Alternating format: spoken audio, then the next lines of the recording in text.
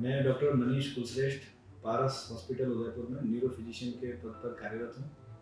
And मैं as neuro physician हूँ, तो मेरा कार्य जो भी है ब्रेन से संबंधित बीमारियों का इलाज करना है। इसके लिए एमबीबीएस के बाद में एमडी और फिर ये न्यूरो फिजिशियन की जो डिग्री होती है डीएनबी या डीएम वो करना पड़ता है।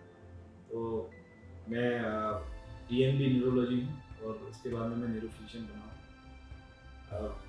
चूँकि ऐसा कह सकते हैं कि स्वस्थ शरीर के अंदर ही स्वस्थ मस्तिष्क निवास करता है।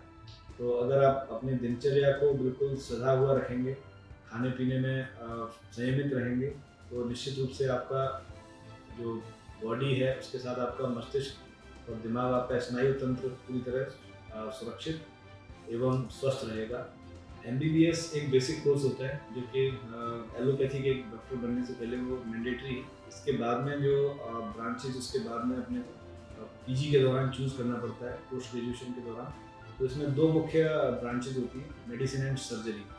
तो अगर आपको सर्जरी साइड की ब्रांचेज चूज़ करनी है, जिसमें कि मुख्यतः आपके जनरल सर्जरी के बाद में आपके ऑप्थेल्मोलॉजी है, ईएनटी सर्जन्स होते हैं, ऑर्थोपेडिक सर्जन्स होते हैं, तो ये सब सर्जरी की ब्रांचेज हैं। इसके बाद में सुपर स्पेशलिटी की सर्जरी की ब्रांच आती हैं, जिसमें कि गैस्ट्रो सर्जरी है, न्यूरो सर्जरी है, कार्डियक सर्जरी है, तो ये सब सर्जरी के फील्ड में चलेगा। एमडी मेडिसिन करने के बाद में आपके लिए फिजिशियंस के तौर पर काम करने का मौका मिलता है। और उसके बाद में जो उसकी सब स्पेशलिटी या सुपर स्पेशलिटी होती है, जिसमें कि कार्डियोलॉजी हो गया, ठीक है, इसके अलावा आपका न्यूरो फिजिशियन हो गया, न्यूरोलॉजी हो गया, गैस्ट्रोएंट्रोलॉजी हो गया, पेट के संबंधित हो गया, ऑन्कोलॉजी हो गया, कैंसर से संबंधित हो गया, तो सब उसके बाद में आता है।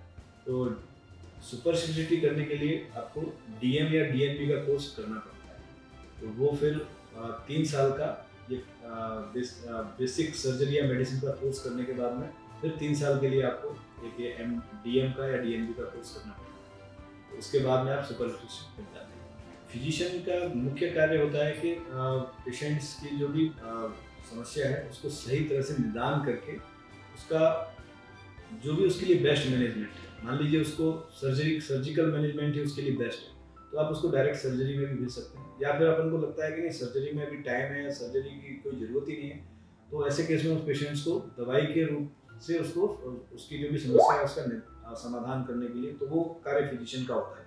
कई बार कन्फ्यूज़न होता है सर्जन्स को भी कि इसमें ऑपरेशन करने से लाभ होगा कि नहीं होगा, तो ये डिसाइड करने का काम भी फिजिशियन का ही है कि भाई इसमें सर्जरी से लाभ होगा कि नहीं होगा। जैसे कि किसी को कमर दर्द की शिकायत है, उसके एक पैर में दर्द हो रहा है, ये हो रहा है, तो न्यूरो सर्जरी में गए, कोई प्रॉब्लम है, तो अब वो प्रॉब्लम से वो उसको सॉल्व करने से, ऑपरेशन करने से वो दर्द ठीक हो जाएगा कि नहीं हो जाएगा, ये डिसाइड करने का काम फिजिशियन का है। तो ये सब प्रॉब्लम्स हमारे सामने आती हैं। तो फिजिशियन का बेसिकली कार्य होता है कि निदान सही करके उसका सही उपचार तक पेशेंट को पहुँचाना।